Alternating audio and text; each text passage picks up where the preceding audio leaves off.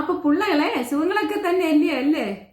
പിന്നെ നമ്മുടെ റിനി ഉണ്ടല്ലോ, റിനി കൊച്ച് ഇരുന്ന് കണ്ണന്തിരിവ് എന്തൊക്കെയോ പറയുന്ന കേട്ടോ. അപ്പൊ അതിനെ കുറിച്ച് രണ്ട് വർത്തമാനം പറയാൻ വേണ്ടി അമ്മായി വന്നത് കേട്ടോ.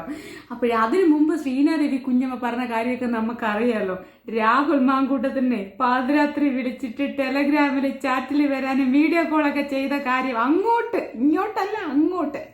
ഇവരെല്ലാം അങ്ങോട്ട് ചെയ്തിട്ടാണല്ലോ ചെറുക്കനെ ഈ ഊരകുടുക്കിപ്പെടുത്തിയത്.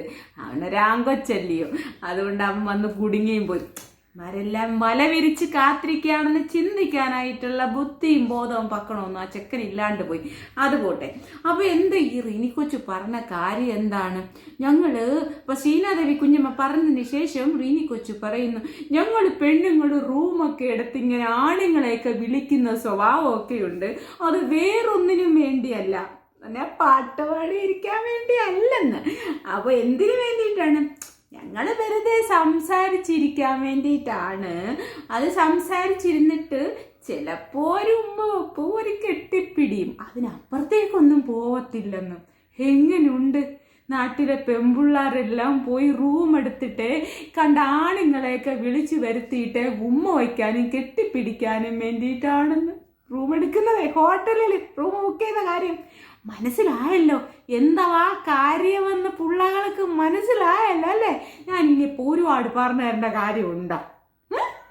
അപ്പോഴേ നാണവും മാനവും ഉളുപ്പൊക്കെ വേണ്ടായോ ഇവറ്റകൾക്ക്?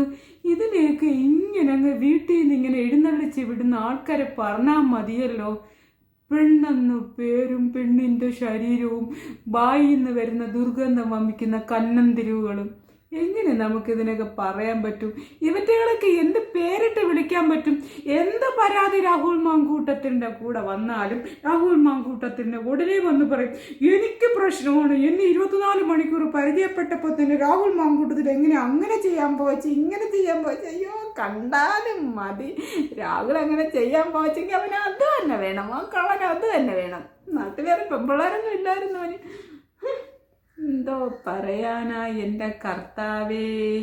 നാട് പോയൊരു പോക്കെ. ഇന്നത്തെ കാലത്തെ പെമ്പിള്ളാര് ഹോട്ടലിലെ മുറി എടുത്ത് നീമാരെയൊക്കെ വിളിക്കും, ഓടി ചെല്ലു കേട്ടോ. എന്നിട്ട് നാളെ പീഡനം എന്ന് പറഞ്ഞാൽ അവളുമാര് കേസ് കൊടുക്കുമ്പോൾ നീയൊക്കെ അവിടെ ചെന്ന് പോലീസ് സ്റ്റേഷൻ്റെ അഴിക്കുള്ളിൽ പോയി കടാ.